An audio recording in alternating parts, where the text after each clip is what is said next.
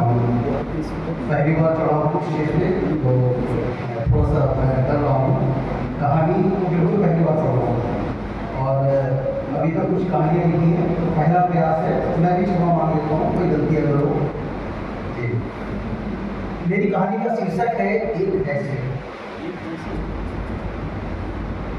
सागर किसी तरह अपने कपड़े झाड़कर खड़ा हुआ। उसने महसूस किया कि उसके घुटने मोड़ने या सीधे करने पर दर्द का चमका होता है। पास में एक चक्की के टूटे हुए दो पहाड़ एक के ऊपर एक रखकर बैठने लायक ऊंचाई बनाई गई, जिन्हें शायद वहां पर अपनी साइकिल रिपेयरिंग की दुकान लगाने वाले ने अपने ग्राहकों को बैठने के लिए उपयोग में लाने के लिए रखा होगा। सागर की निगाह उस पत्थर पर पड़ी। वो किसी तरह रगड़ाता हुआ चलकर आकर उसी पत्थर पर बैठ गया। उसने गौर किया तो पाया कि घुटनों के ऊपर खून और मिट्टी का मिला जुला रंग नीली जीन्स के ऊपर झलक रहा था। उसकी जीन्स भी घुटने के ऊपर फट गई। उसने अपने हाथों पैरों का मुआयना किया तो पाया कि छोटी छोटी खरोंचें उसके दोनों खूनियों पर भी थी। सागर का चश्मा बरसात के कारण नाली के ओवरफ्लो हो जाने पर भरे हुए एक छोटे से गड्ढे में गिर पड़ा था। उसे अपनी साइकिल की चिंता थी। उसने देखा कि उसकी साइकिल सड़क से उतरकर ढलान के नीचे जाकर एक झाड़ी में फंसी हुई थी। सागर ने याद करने की कोशिश की कि क्या हुआ था, तो उसे याद आया, बस इतना याद आया कि वह अपनी साइकिल से स्कूल जा रहा था। तभी मोहल्ले के अन्य बच्चे वहां से गुजर रहे थे। उन बच्चों ने अपनी आदत के मुताबिक उसे चश्मे, चश्मुल्ले, चार आंख वाले कहकर उसके चश्मा पहनने पर कटाक्ष करते हुए चढ़ाना चालू कर दिया था। सागर की आंखें बहुत कम उम्र में ही खराब हो गई थी। सिर्फ 4 वर्ष की अवस्था में उसे चश्मे का प्रयोग करना पड़ गया था। सागर ने अपने मोहल्ले के उन शरारती बच्चों से बचकर निकलने की कोशिश की तो उसकी साइकिल को एक झटका सा लगा और साइकिल लड़खड़ाकर उसे वहीं पटक कर सड़क किनारे ढलान से उतरती हुई एक झाड़ी के ऊपर जा गई। सागर ने याद करने की कोशिश की तो याद आया कि उसे एक लड़के ने चलती साइकिल पर पैर से जोरदार धक्का दिया था। उस धक्के की वजह से ही उसकी ये दशा हुई। तीव्र दर्द के चलते उसे रोना भी आ रहा था, परंतु वहां उसका रोना धोना कौन सुनेगा, उसने विचार किया। उसे पता था कि उस परिस्थिति में वहां कोई उसकी मदद को आने वाला नहीं। साइकिल को झाड़ी के उद्भाव से निकालकर वो कीचड़ के गड्ढे में अपना चश्मा ढूंढने के लिए झुका ही था कि उसे किसी बच्चे की आवेशनात्मक आवाज सुनाई दी, रुको। सागर उठकर खड़ा हो गया। घूमकर देखा तो एक सांवला सा लड़का गले में काली डोरी में पिरोया हुआ हरे कपड़े से बना एक ताबीज और मात्र बनियान के साथ शॉर्ट नुमा हाफ पैंट पहने हुए खड़ा था। अपने अनुभव एवं पूर्वाग्रहों के आधार पर उसने सोच लिया कि लड़का भी बदमाशी होगा और शायद उन लड़कों से ज्यादा खतरनाक भी जो उसे बुली करते हैं, क्योंकि इसका तो शारीरिक सौष्ठव भी उन लड़कों के मुकाबले बहुत अच्छा है। उसे लगा कि उन लड़कों की तरह ये भी उसे बुली करेगा, या हो सकता है कि उन्हीं लड़कों ने इस लड़के को भेजा हो। वह मन ही मन राम नाम जपने लगा। प्रताड़ना के ऐसे अवसर पर उसे ईश्वर का ही सहारा रहता है और जब कभी उसे बुली किए बिना लड़के आगे बढ़ जाते हैं तो उसे वह बात पता ही मानता था। सागर को सोच में पड़ा देख उस लड़के ने हल्की सी मुस्कुराहट की। इतनी सुंदर मुस्कान थी उस लड़के की कि सागर का सारा डर एवं भ्रम जाता था।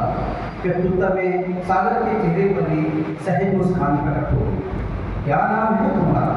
उसने सागर का नाम पूछा और सागर के बोलने से पहले ही बोल उठा, वैसे मेरा नाम प्रताप है।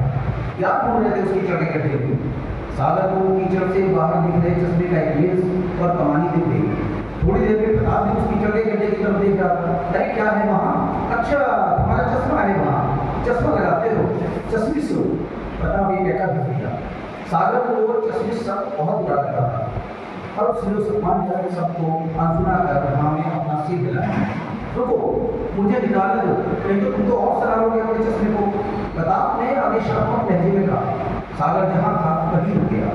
प्रताप ने बड़े जतन से कीचड़ में सने सागर के चश्मे को कीचड़ से बाहर निकाला और पास के एक नल के नीचे से धोखा गिराया।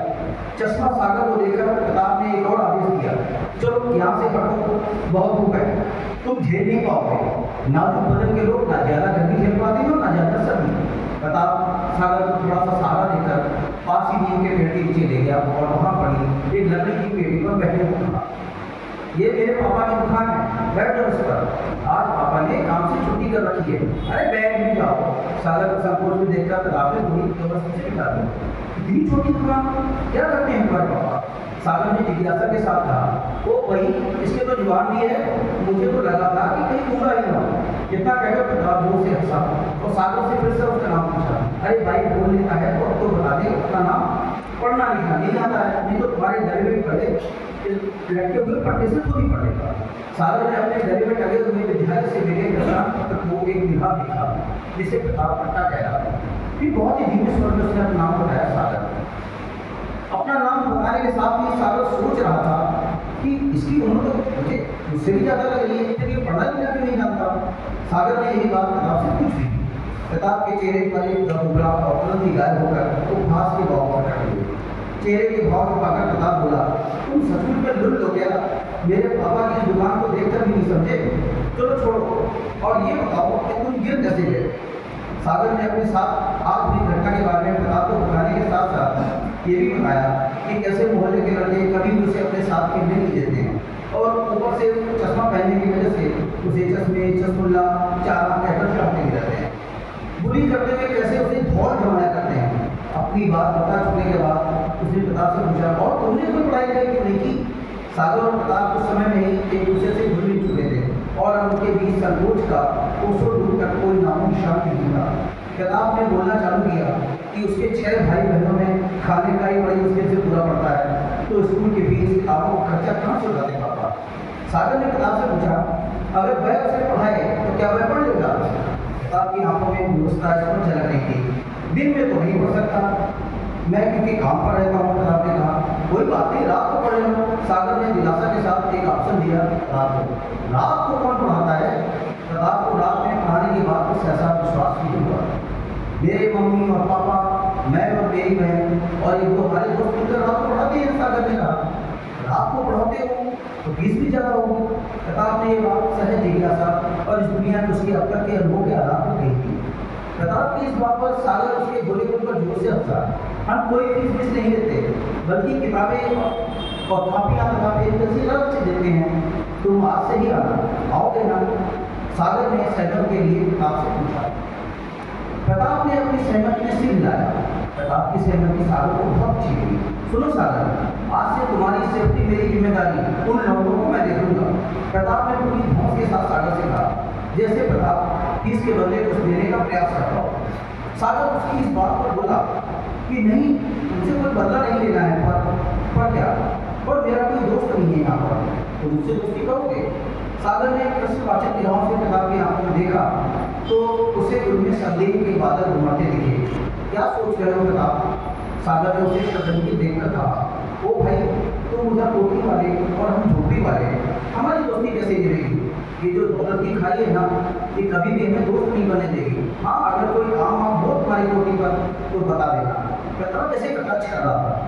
प्रताप की बात चुपचाप सुन रहा था सागर। अब बोलने की बारिश सागर की थी। भाई, हमारे पापा की कमाई भी तुम्हारे पापा से कोई बहुत ज़्यादा नहीं होगी। हम भी बहुत साधारण जीवन जीते हैं, साधारण खाना खाते हैं, साधारण कपड़े पहनते हैं, आप पर साफ सुथरे रहते हैं। बस तुम्हारे माँ बाप के 6 गाने हैं तो हमारे माँ बाप को सीख दो, हो सकता है पर किसी से पड़ जाता हो। अरे साफ सुथरे, अपनी शक्ल देख जरा। हर दिन प्रताप बोला, दोस्ती फिर भी बराबरी की चीज़ है। वैसे तो मैं तुम्हारी ये बात नहीं मानता, सागर ने कहा। सुदामा सिंह का जैसे बहुत उदाहरण है, पर मैं तुम्हें बताऊं कि हमारा तुम्हारा तो बराबरी का स्टेटस है, हमारी तो तुम्हारी तो बराबरी की हैसियत है। कैसे? प्रताप ने दृष्टिकोण को पूछा। देखो, तुम मुझे उन लफंगों से बचाओगे तो मैं एक तनाव से मुक्त होकर और अच्छे से अपनी पढ़ाई पर ध्यान दे सकूंगा। वहीं तुम अगर हमारे परिवार की मदद से पढ़ोगे तो हो सकता है कि तुम भी बड़ी बड़ी परीक्षाएं पास करने की क्षमता पा सको और तुम अपने पापा की और अच्छे से मदद कर सको। प्रताप को यह सब सुनने में बहुत अच्छा लग रहा था और सागर की बातों से प्रताप के मन में उम्मीदों के सागर हिलोरे मारने लगे। पर प्रत्यक्ष में सागर से बोला कि मेरे जैसे लोग कहाँ से पास करेंगे कोई परीक्षा? लगन हो तो कुछ भी संभव है। सागर ने प्रताप को प्रोत्साहित करने के उद्देश्य से बोला, जब तुम शाम को आओगे तो तुमको एक तुम्हारे जैसे ही लड़के से मिलवाऊंगा जो तुम्हारी उम्र में हमारे पापा को मिले थे, जैसे कि तुम आज में मिले हो। आज एक अच्छी खासी कमाई वाला काम कर रहे हैं आनंद भैया। पढ़ाई का फर्क पड़ता है भाई। सागर अभी भी आपको समझा रहा था, भाई नहीं दोस्त। और ये कहकर प्रताप ने सागर को कसकर गले लगा दिया। सागर को लगा कि जैसे उसका दम ही उठ जाएगा। प्रताप को दूर करके सागर बोला, दोस्त आप तो गले लगा लिया क्योंकि हम दोनों आज बराबर के गले में उठ रहे हैं, पर दोस्ती का पहला वादा करो कि कल से रोज रहोगे जिससे मैं तुम्हें रोज गले लगा सकूँ। बिल्कुल दोस्त, प्रताप ने सागर को आश्वस्त किया। तो आज से हमारी पक्की दोस्ती। इस बयान के साथ जैसे उन दोनों ने दोस्ती के किसी एग्रीमेंट पर सहमति पूर्वक हस्ताक्षर कर दिए। सागर और प्रताप एक दूसरे के गले में हाथ डालकर सागर के घर की ओर पैदल एक टूटी फूटी साइकिल लेकर चल दिए। सामने देखा तो सागर के मोहल्ले के बड़ी लपके लड़के उनकी ओर चले आए।